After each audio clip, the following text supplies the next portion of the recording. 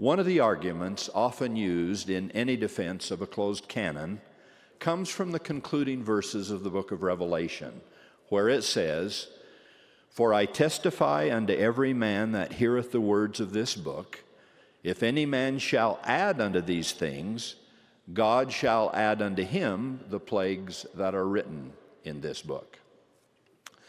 However, there is now overwhelming consensus among virtually all biblical scholars that this verse applies only to the book of Revelation, not the whole Bible.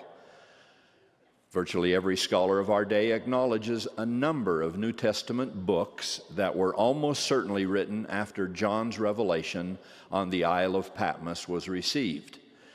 Included in this category are at least the books of 1st and 2nd Peter, Jude, the 3 epistles of John, and probably the entire Gospel of John itself.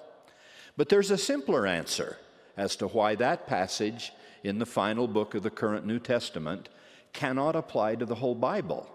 That is because the whole Bible as we know it, one collection of texts bound in a single volume, did not exist when that verse was written.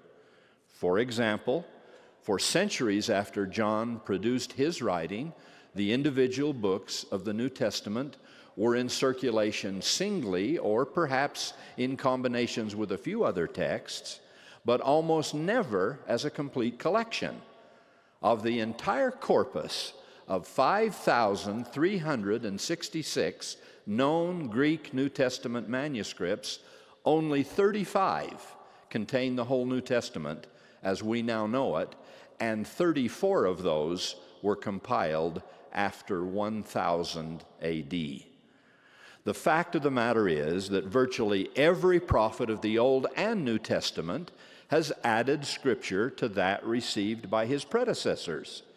If the Old Testament words of Moses were sufficient, as some could have mistakenly thought them to be, then why, for example, the subsequent prophecies of Isaiah or Jeremiah, who follows him, to say nothing of Ezekiel and Daniel, of Joel and Amos and all the rest? If one revelation to one prophet in one moment of time is sufficient for all time, what justifies these many others?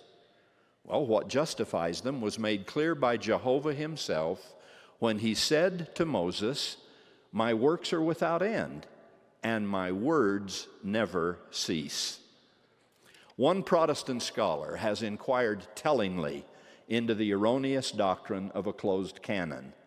He writes, "On what biblical or historical grounds has the inspiration of God been limited to the written documents that the church now calls its Bible? If the Spirit inspired only the written documents of the first century, does that mean the same Spirit does not speak today in the church about matters that are of significant concern?" We humbly ask those same questions.